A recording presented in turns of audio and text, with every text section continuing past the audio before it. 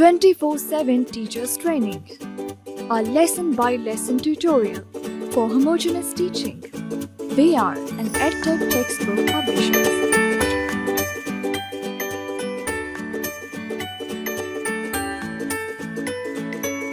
بسم اللہ الرحمن الرحیم۔ السلام علیکم محترم ٹیچر، سنو مین پبلشرز کی جانب سے خوش آمدید۔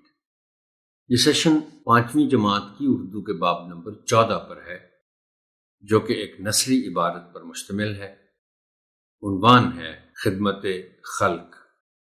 آئیے ایک نظر ڈالتے ہیں حاصلات تعلم پر۔ سبق کی تکمیل کے بعد طلبہ اس قابل ہو جائیں گے کہ متن کو تفہیم، درست تلفظ اور ادائی سے پڑھ سکیں، مترادف اور متضاد کے فرق کو سمجھ کر بتا سکیں یا لکھ سکیں، متن یعنی نظم و نثر پڑھ کر سوالات کے جوابات تحریر کر سکیں، لغت کی مدد سے الفاظ کے معنی تلاش کر سکیں، اعراب کے بدلنے سے معنی کی تبدیلی کو سمجھ کر استعمال کر سکیں، جمع کو واحد اور واحد کو جمع میں تبدیل کر کے بتا سکیں یا لکھ سکیں، ماضی تمنائی اور ماضی شکیہ کے جملے بنا سکیں، دوستوں اور رشتہ داروں کے نام مختصر خط لکھ سکیں۔ بچوں کو عبارت کے عنوان تک لے جانے کے لیے اور ان کی کتابیں کھلوانے سے پہلے آپ ایک موضوع تمہید اٹھائیں گے، عبارت کے عنوان کا اعلان کریں گے اور پھر کتابیں کھلوائیں گے۔ تمہید اٹھانے کے لیے درج ذیل نکات پیش ہیں، تاہم یہ حرف آخر نہیں ہیں۔ بہتر سے بہتر تمہید کے لیے آپ کی فکری جستجو جاری رہنی چاہیے۔ درج ذیل سوالات کی مدد سے تمہید اٹھائیں۔ پہلا سوال ہے کہ کیا کبھی کسی کو دیکھ کر یہ خیال آیا ہے کہ کاش آپ اس کی مدد کر سکتے؟ یہ سوال محترم ٹیچر ہو سکتا ہے آپ کو دہرانا پڑے، اس لیے کہ امکان یہ ہے کہ یہ سوال سن کر بچے سوچ میں پڑ جائیں گے کہ یہ سوال کیا ہے۔ آپ اس کو دہرائیں گے اور پوچھیں گے کہ کسی کو دیکھ کر صرف یہ سوچا ہے آپ نے کہ کاش آپ اس کی مدد کر سکتے؟ مدد کر سکنے کی اہلیت بات کی بات ہے، فی الحال صرف سوچ کی بات ہے۔ یقیناً اس کے جواب میں ہاں آئے گا۔ کیا آپ نے کبھی کسی غریب بچے کی مدد کی ہے؟ اگلا سوال ہے کہ آپ کے گھر والے ضرورت مندوں کی مدد کرنے کے بارے میں کیا سوچ رکھتے ہیں؟ ظاہر ہے بچوں کے کانوں میں ان کے گھر والوں کی کچھ باتیں پڑتی رہتی ہیں۔ جب بھی کوئی اس قسم کا موضوع زیر بحث آئے کہ یہ مانگنے والے بہت ہوتے ہیں، کیا کرتے ہیں، سڑکوں پہ کھڑے رہتے ہیں، وغیرہ وغیرہ وغیرہ، لیکن گھر والوں کی وہ گفتگو عکاسی کیا کرتی ہے ان کی سوچ کی۔ پھر ہے کہ آپ کس کس طریقے سے دوسروں کی خدمت کر سکتے ہیں۔ یاد رہے کہ بچوں کے لیے آپ نے یہ وضاحت کرنی ہے اس سوال کی کہ سوال یہ نہیں ہے کہ خدمت کرتے ہیں کس کس طریقے سے، سوال یہ ہے کہ آپ کس کس طریقے سے دوسروں کی خدمت کر سکتے ہیں۔ امکانات کی بات ہے تو یہاں آپ بچوں کو وقت دیں گے کہ وہ اپنے اپنے خیالات کا اظہار کر سکیں، کیسے کیسے دوسروں کی مدد کی جا سکتی ہے، طریقے کیا ہیں، ممکن طریقے کیا ہیں۔ اور آخری سوال ہے کہ خدمت خلق سے کیا مراد ہے۔ سوال کو آسان کرنے کے لیے آپ لفظ خلق کے معنی بتا سکتے ہیں بچوں کو کہ خلق سے مراد ہے خلقت، لوگوں کی خدمت۔ خدمت خلق کا مطلب ہے لوگوں کی خدمت۔ اس کا مطلب کیا ہے؟ درجہ بالا سوالات پر مبنی گفتگو کے نتیجے میں بچوں کو باب کے عنوان تک لے جائیں۔ تمہید کے بعد آپ بچوں کو بغور سننے کی تاکید کے ساتھ عبارت کی قرأت کریں۔ آپ کے لیے میں قرأت کرتا ہوں۔ خدمت خلق، نیکی کرنا ایک صفت ہے جو کسی کی میراث نہیں، اس کے لیے حسب، نسب، رنگ و نسل، علم یا دولت کا ہونا ضروری نہیں ہے۔ یہ ایک ایسا جذبہ ہے جو صرف عمل کا محتاج ہے۔ اچھا سوچئے اور درگزر کیجئے۔ خلق خدا کی خدمت کرنا عین عبادت ہے۔ انسان، حیوان، چرند پرند سب کی خدمت کی جا سکتی۔ کیسے؟ آئیے روزمرہ زندگی کے کچھ حقیقی واقعات پر نظر ڈالتے ہیں۔ بے لوث خدمت۔ ہم ملک پور گاؤں میں ایک رفاہی تعلیمی ادارے کے لیے عمارت دیکھنے گئے، جو کہ ہمیں پہلی نظر میں ہی پسند آ گئی۔ وہاں ہماری ملاقات ایک خوش شکل اور سادہ لباس میں ملبوس صحت مند بزرگ خاتون سے ہوئی۔ خاتون نے ہمیں سلام کیا اور آنے کا مقصد دریافت کیا۔ ہم نے انہیں بتایا کہ ہم یہ عمارت کرائے پر لینا چاہتے ہیں۔ اتنے میں عمارت کا مالک وہاں آ گیا اور ہم اس سے باتیں کرنے لگے۔ وہ ہمیں باتیں کرتے چھوڑ کر وہاں سے چلی گئیں۔ کچھ ہی دیر میں وہ واپس آئیں تو ان کے ہاتھوں میں ٹھنڈے پانی کے 2 گلاس تھے۔ انہوں نے ہم سے کہا، بہت گرمی ہے، پانی پی لیں۔ ہم نے ان کا شکریہ ادا کیا اور اپنی پیاس بجھائی۔ ہم لگاتار 1 ہفتہ وہاں جاتے رہے کیونکہ عمارت میں کچھ تبدیلیاں درکار تھیں۔ وہ خاتون گاؤں میں رانی باجی کے نام سے مشہور تھی۔ رانی باجی جیسے ہی ہماری گاڑی دیکھتی فوراً ٹھنڈے پانی کا انتظام کر دیتی، ہمارے بیٹھنے کی جگہ صاف کرواتی اور بیٹھنے کے لیے اپنے گھر سے کرسیاں بھی لے کر آ جاتی۔ ہم ان کی بے لوث خدمت سے بے حد متاثر تھے۔ وہ کہتی تھیں کہ آپ ہمارے بچوں کی مفت تعلیم، کتابوں اور یونیفارم کا بندوبست کر رہی ہیں تو ہمارا بھی کچھ فرض بنتا ہے۔ ان کا گھر ہمارے ادارے کے پڑوس میں تھا۔ تمام گاؤں میں گندگی اور گوبر کے ڈھیر جا بجا نظر آتے تھے۔ حیرت انگیز طور پر یہ گلی بہت صاف ستھری تھی۔ ایک روز میں نے رانی باجی سے پوچھا کہ یہ گلی اتنی صاف کیوں ہے؟ رانی باجی پہلے تو تھوڑا سا شرمائیں اور پھر آہستہ سے بولی، میں روزانہ تہجد کے وقت گلی صاف کر دیتی ہوں کیونکہ نمازیوں نے گلی کی نکڑ والی مسجد میں نماز ادا کرنے جانا ہوتا ہے۔ جس جگہ سے نمازی گزر کر جائیں وہ صاف ہونی چاہیے۔ ان کی بات سن کر میری نظروں میں ان کا قد اور اونچا ہو گیا۔ بغیر کسی لالچ اور غرض کے وہ نمازیوں اور اللہ کے گھر کے احترام میں روزانہ گلی صاف کر رہی تھیں۔ یہ صرف رانی باجی اور ان کے اللہ کے بیچ کا معاملہ تھا۔ خاموش خدمت۔ نسرین غم کی تصویر بنی خاموش اور گمسم بیٹھی تھی۔ اس کے دونوں بچے پاس بیٹھے بلک رہے تھے۔ آگ کے شعلے آسمان سے باتیں کر رہے تھے۔ گھر کی ایک ایک چیز جل کر خاکستر ہو چکی تھی۔ لوگ پانی کی بالٹیاں بھر بھر کر آگ پر ڈال رہے تھے لیکن بے سود۔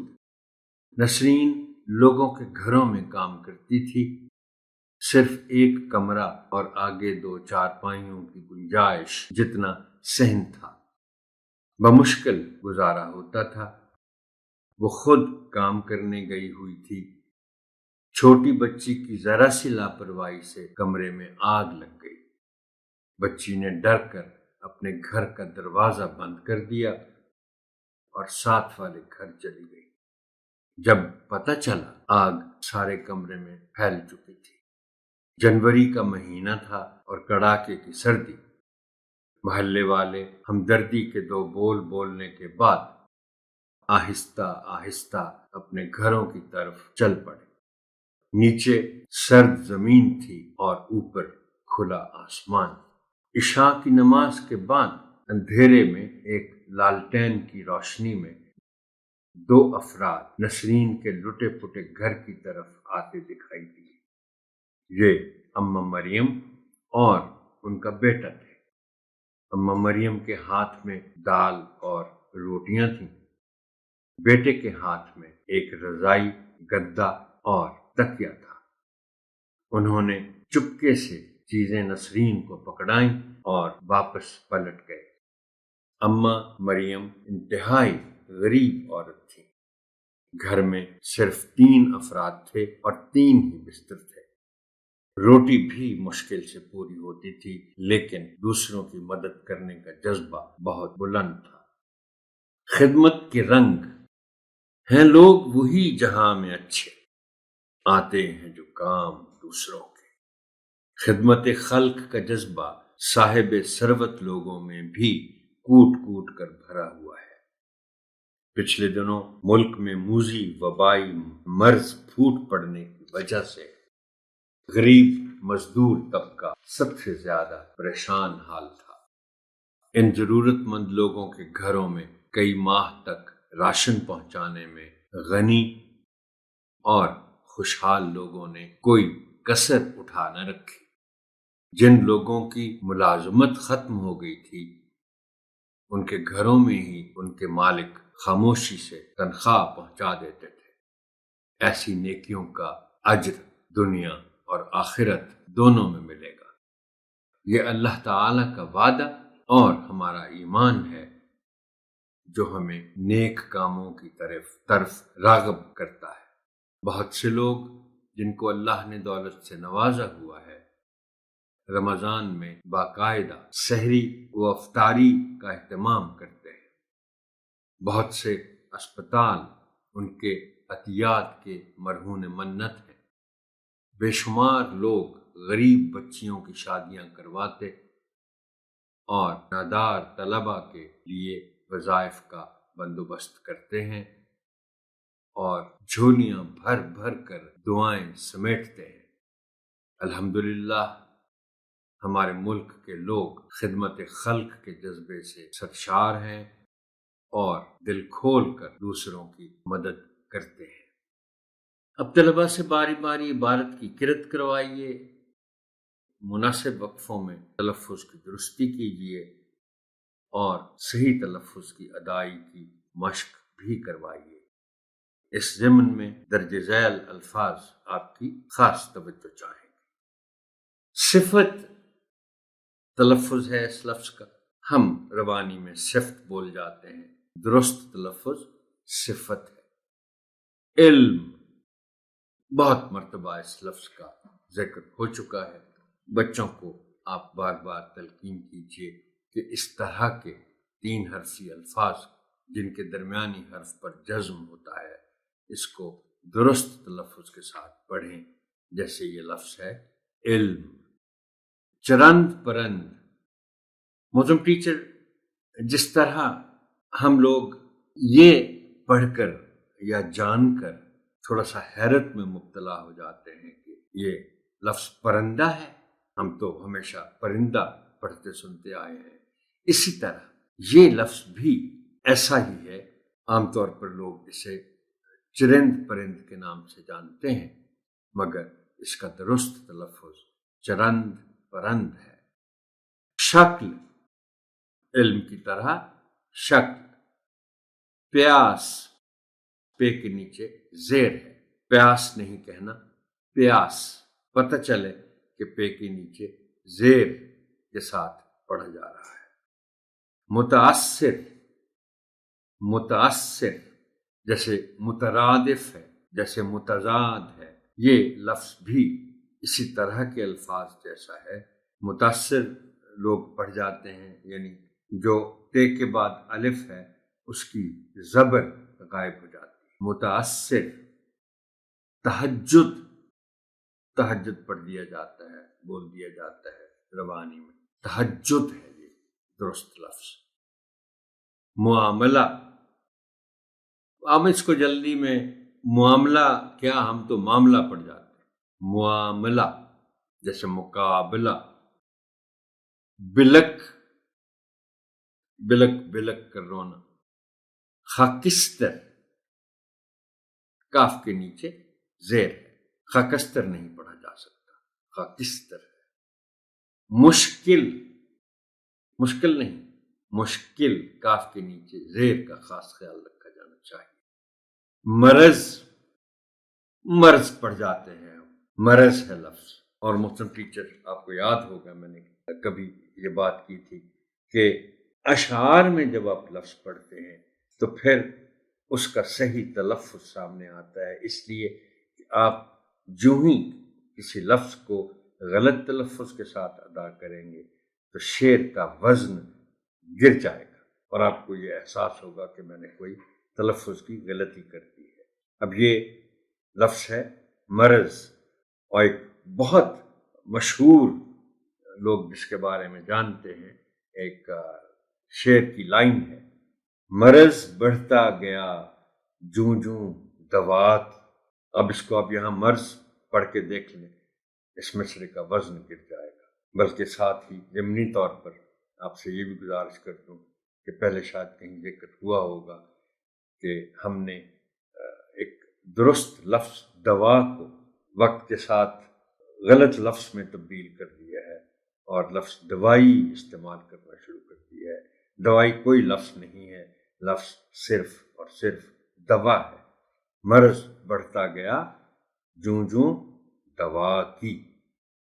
اجر، راغب، راغب نہیں راغب، مرہون منت، منت پڑھ جاتے ہیں بعض اوقات لوگ۔ منت اور لفظ ہے، منت اور لفظ ہے۔ منت آپ کرتے ہیں، آپ درخواست کرتے ہیں، منت آپ مانگتے ہیں، اور منت احسان کے معنی میں استعمال ہوتا ہے، تو یہاں منت نہیں پڑھا جا سکتا، یہ لفظ ہے مرہون منت۔ طلباء کو مشکل الفاظ کے معنی بتائیے، سمجھائیے اور تختہ تحریر پر لکھیے۔ آپ کی آسانی کے لیے چند الفاظ اور ان کے معنی ذیل میں پیش کیے جا رہے ہیں۔ میراث، وراثت، حسب، نسب، سلسلہ خاندان، وہ جس کو آپ کہتے ہیں شجرہ نسب، عین، ٹھیک، درست، ملبوس، لباس پہنے ہوئے، لباس میں ملبوس ہونا، دریافت کرنا، پوچھنا، درکار، ضروری یا جس کی ضرورت ہو، بے لوس، بغیر کسی لالچ کے، جا بجا، جگہ جگہ، غرض، ضرورت، بیچ، درمیان، گمسم، خاموش، بلکنا، پھوٹ پھوٹ کر رونا، خاکستر، راکھ، بے سود، بے فائدہ، کڑاکے کی، بہت زور کی، کڑاکے کی سردی، بہت زور کی سردی، صاحب ثروت، دولت مند۔ ثروت کے معنی ایک سے زیادہ ہیں مگر یہاں خوشحالی کے معنوں میں۔ موذی، خطرناک، وبائی، پھیلنے والی، مرہون منت، احسان مند، اور غنی، سخی۔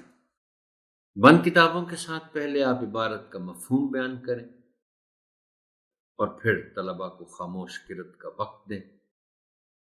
اس کے بعد ان کی کتابیں بند کروا کر منتخب بچوں کو عبارت کا مفہوم بیان کرنے کے لیے۔ اب اس متن کا مرکزی خیال خدمت خلق ہے۔ یہ بنیادی طور پر آپ بچوں کو بتائیں کہ جذبہ ہے، ایک سوچ کا نام ہے خدمت خلق، اور یہ خدمت صرف پیسوں کے ذریعے ہی نہیں اور کئی طریقوں سے ہو سکتی ہے۔ اب آپ چند الفاظ کا انتخاب کریں اور بچوں سے کہیں کہ وہ ان الفاظ کو استعمال کرتے ہوئے اپنے جملے لکھیں۔ آپ ان کے جملوں کی اصلاح کریں اور پھر نمونے کے طور پر خود بھی ان الفاظ کے جملے بنائیں اور تختہ تحریر پر لکھیں۔ اب ہم آتے ہیں متعلقہ حاصلات تعلم کے حوالوں کے ساتھ مشق، زبان شناسی اور لکھائی کے کچھ اہم پہلوؤں کی طرف۔ پہلی سرگرمی ہے فعل ماضی شکیہ اور ماضی تمنائی۔ صفحہ 86 پر زبان شناسی کے تحت حاصل تعلم اس سرگرمی کا ہے کہ طلبہ فعل ماضی شکیہ اور ماضی تمنائی کے جملے بنا سکیں۔ باقی تو کام محترم ٹیچر بچوں کے لیے اتنا مشکل نہیں ہوگا۔ ہاں، بنیادی طور پر آپ یہ جو دونوں اصطلاحات ہیں ان کے معنی شک اور تمنا کے معنی بتا کر کریں، یعنی شکیہ لفظ شک سے ہے اور تمنا سے ہے تمنائی۔ اب جب آپ الفاظ شک بولیں گے اور پھر تمنا کے معنی بھی بتا دیں گے، تمنا کے معنی ہے آرزو، تمنا کے معنی ہے خواہش، تو اس سے پھر آسان ہو جائے گا بچوں کے لیے سمجھنا کہ ماضی شکیہ ایسا جملہ جس کا تعلق گزرے ہوئے وقت سے ہو لیکن شک والی بات ہو، مثلا وہ اپنا سبق یاد کر چکا ہوگا، ہو سکتا ہے نہ کیا ہو، شک ہے۔ اسی طرح ماضی تمنائی ہے جس میں کسی خواہش کا اظہار ہو، کاش میں یہ دوڑ جیت سکتا، یہ ماضی بھی ہے اور ساتھ تمنا بھی ہے کہ کاش میں ایسا کر سکتا۔ دوسری سرگرمی ہے دی گئی عبارت کی پڑھائی۔ صفحہ 87 پر یہ مختصر سی عبارت ہے، اس کا حاصل تعلم ہے کہ طلبہ متن کو فہم، درست تلفظ اور روانی سے پڑھ سکیں۔ عبارت پہلے طلبہ سے پڑھوائیں اور پھر ان کے تلفظ اور زیر و بم کی اصلاح کریں، آخر میں خود نمونے کی پڑھائی کریں۔ یہ سیشن یہاں تک ہی محترم ٹیچر، آپ کی سماعت کا شکریہ۔ اللہ حافظ ناصر۔